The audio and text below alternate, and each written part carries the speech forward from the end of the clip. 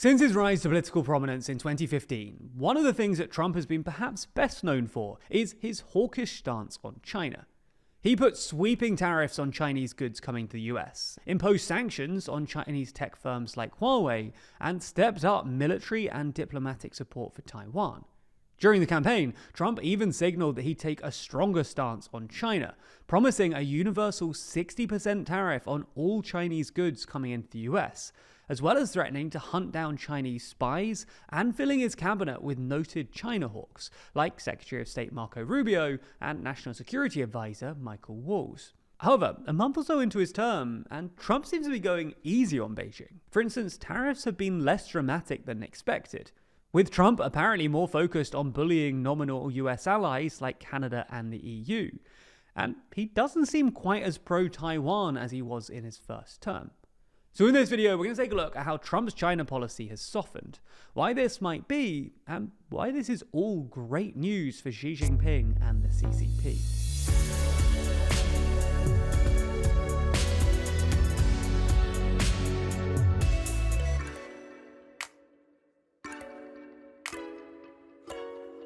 Before we get into it, I just wanted to shout out our podcast, The World Leader Leaderboard, where this week we dive deep into why China are winning, as well as ranking a whole bunch of other world leaders on our kind of crazy board. Find it over on the TLDR Podcast YouTube channel or in your favorite podcast app, and it's linked in the description.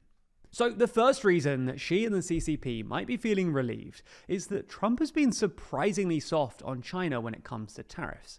During the campaign, Trump threatened to impose an eye-watering 60% tariff on all Chinese goods coming into the US, which would have been disastrous for the Chinese economy, especially given the state that it's currently in.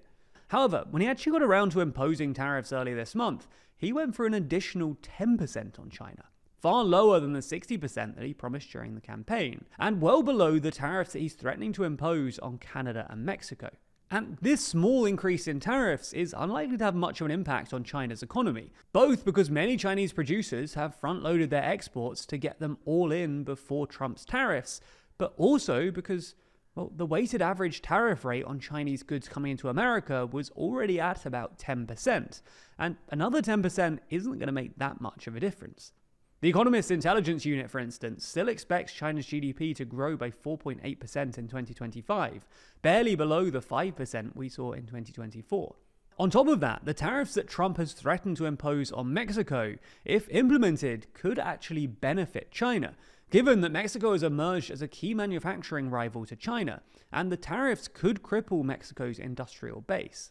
So that's the first reason that China might be feeling optimistic about Trump's second term. It doesn't look like Trump is going to impose the unprecedented sanctions that he promised during the campaign. The second reason, however, is Taiwan. In his first term, Trump was a pretty enthusiastic supporter of Taiwan. Before he'd even taken office, he'd sent a signal to Beijing by receiving a phone call from Taiwan's president, the first direct communication between a US president-elect and a Taiwanese leader since 1979. In 2018, he then signed the Taiwan Travel Act, which encouraged bilateral meetings between senior officials. And in August 2020, just a few months before the election, Trump sent Health Secretary Alex Azar to the island, the highest level visit by a US official in decades.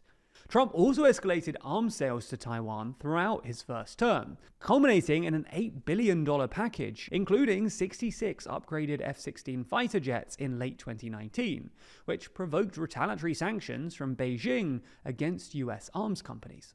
However, in his 4-year hiatus, Trump's opinion on Taiwan has apparently changed. During the campaign, he said that he'd slap 150 or 200% tariffs on China if they blockaded Taiwan, but also had a go at Taiwan for apparently stealing America's chip business, and suggested that they should pay for their own defense. Trump then took things up a notch last month, when he said that he'd impose a 100% tariff on Taiwan's chip exports to the US, and Taiwan failed to carve out an exemption from Trump's foreign aid freeze last month. Then on Monday, Semaphore reported that Rubio was going to appoint Darren Beattie, a guy who was a speechwriter during Trump's first term, who was then fired for attending a conference with white nationalists, as Undersecretary of State for Public Diplomacy. This presumably set alarm bells ringing in Taipei, given Beattie has previously argued that Taiwan isn't worth defending, and once described NATO as a greater threat to American liberty than the CCP. Again, this will all be very well received in Beijing, especially because it's a marked change from the hawkish Taiwan policy pursued by the previous administration. In his 4 years in power, Biden said on multiple occasions that the US would indeed defend Taiwan in the event of a Chinese invasion, in what looked like a departure from America's long-standing policy of strategic ambiguity, which involves supporting Taiwan but not explicitly committing to military intervention, with the aim of simultaneously deterring an invasion by China and a unilateral declaration of independence by Taiwan. Anyway, on to the third reason that the CCP might be in a good mood: Trump's attitude towards America's longtime allies.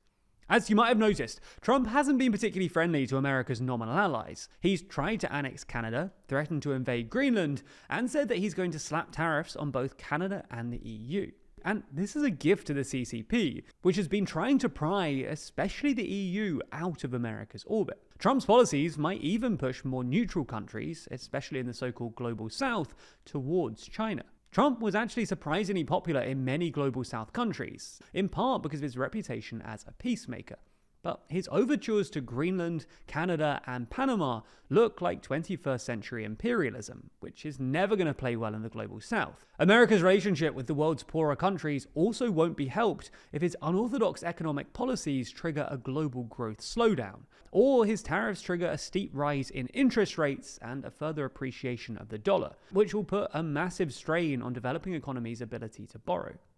Finally, Trump's clear disdain for multilateral organizations and his willingness to use economic policy as a coercive measure means that China now looks like a more reliable partner. Only a few years ago, American politicians would argue that China ignores international law and uses economic weapons like debt trap diplomacy to dominate smaller countries, which is why they should side with the moral, reliable United States. But it's harder to make this argument under Trump. So why are all of these things happening? Well, ultimately, who knows? It might be because Trump thinks that it's easier and better politics to pick fights that he can win with smaller countries like Mexico or Panama. It might also be because Trump wants Xi's help in negotiating peace in Ukraine, which was something he mentioned during his recent Davos address. Or it might be because Musk, who has commercial interests in China, has convinced him to change course. Whatever the case though, it'll certainly be welcome in Beijing. He might have only been in office for a few weeks, but Trump has already made a big impact, as we've covered extensively. But that's not all we have to say, because there's a lot of weird and wild things that we just don't have time to cover in videos. From Trump becoming an imperial president, to America's wild history of territorial expansion, to questioning if the US is actually an oligarchy. All of these things could quickly lead you to saying, WTF USA? Which is appropriately the name of the series, which I'm literally telling you about right now. WTF USA takes a tongue-in-cheek look at the wilder side of US politics, unpacking what Trump's really up to and why Trump's kind of weird decisions could end up being incredibly impactful. WTF USA is released every other Friday only on Nebula, the streaming service which we co-own with a bunch of your favorite creators. Those creators also make a ton of other exclusive Nebula content, including Tom Nicholas's new documentary, Boomers. In the feature-length documentary, Tom explores the wild truth that old people kind of run the world, unpacking why affordable housing, cheap education, and livable wages are slipping out of reach for younger generations, as well as discussing the questionable legacy left by the baby boomers.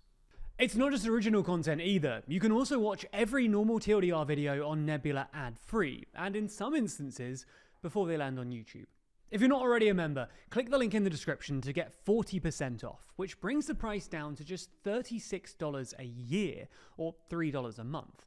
That's a real steal considering all of the original content on the platform, and the fact that signing up using our link directly funds the channel and allows us to make more content going forward. So thank you for your support, and please do join us over on Nebula.